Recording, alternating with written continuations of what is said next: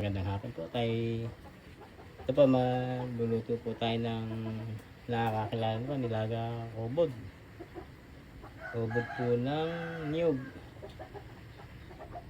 May natumba pong niyog aking kinuha yung ubod. Ito po, para pakinabangan ay lalaga po natin panghapunan.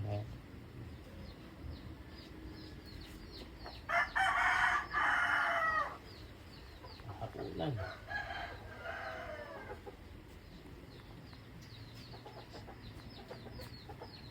Mahanap po tayo ng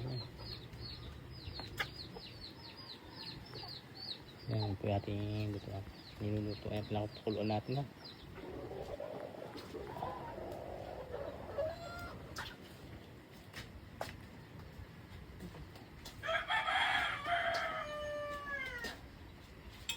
Ayan.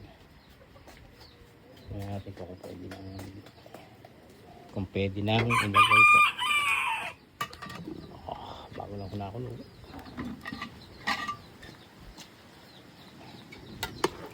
Halimbawa ito.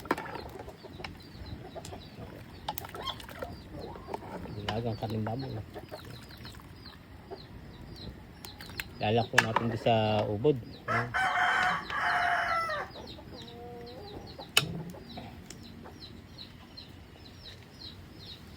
Natin lalabog-labogin lang. Tama na po pang hapon na to. Masarap po ito. Ayan po. Ayan ang ating lulutuin ngayon. Hapunan. Nilagang ubod. Ayan.